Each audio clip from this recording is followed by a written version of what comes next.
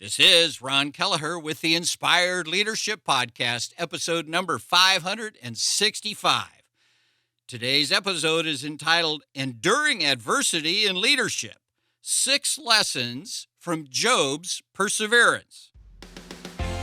Hello, and welcome to Inspired Leadership, the podcast for Christian leaders in the marketplace who want to be the best leaders they can be. And now your host, Ron Kelleher. Who among us hasn't faced adversity? Challenges often test our very spirit, whether in our personal journeys or within the demanding corridors of the corporate world. Take Sarah, for instance. In today's relentless business environment, this middle management leader at a tech firm faced a whirlwind of setbacks. An essential project she led faltered due to unforeseen glitches, causing significant financial strains for her company. As if this professional turmoil wasn't enough, personal hurdles, health concerns, and familial disputes added to her storm. Yet her resilience and ability to weather this storm parallel an ancient narrative. Sarah's tenacity in the face of adversity resonates with a story that has inspired for centuries, the biblical tale of Job. So let's explore Job's story to uncover profound lessons on enduring adversity in leadership today. As we journey through his narrative, it becomes evident that this ancient text offers a goldmine of wisdom for the faithful and leaders striving to navigate the tumultuous waters of modern-day challenges. The tale of Job stands as a beacon, perhaps one of the earliest and most poignant examples of enduring adversity in leadership. The Bible describes Job as a man who was blameless and upright, always careful to avoid doing evil. This was a man of considerable wealth and status, with vast herds, properties, and a loving family. Yet beneath this facade of prosperity, Job's journey unfolded in a series of profound trials and responses, each illuminating lessons for enduring adversity in leadership. First, there was a rapid succession of losses. The initial trials Job underwent began when Satan challenged Job's faithfulness, arguing that he was only loyal to God because he'd been blessed with prosperity. God allowed Satan to test Job's faith, but without harming him directly. What followed was catastrophic. Sabean raiders seized his oxen and donkeys and killed his servants. Fire from the heavens burned his sheep and more servants. Chaldean raiders took away his camels. And then a mighty wind collapsed on his eldest son's house, killing all of Job's children.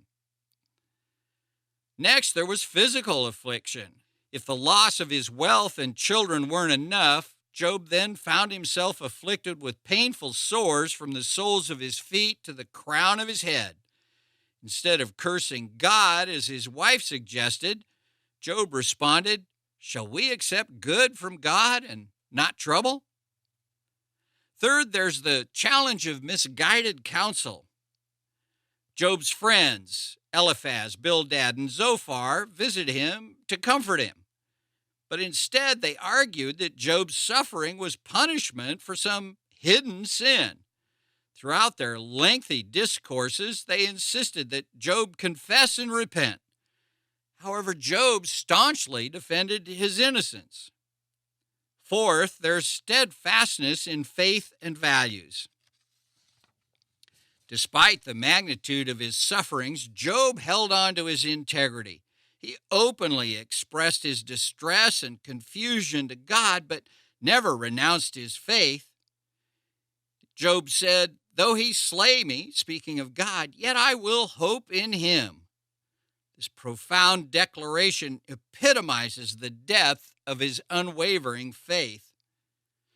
Fifth, embracing vulnerability and seeking answers. Job was far from silent about his pain. He lamented, questioned the reason for his suffering, even wished he'd never been born.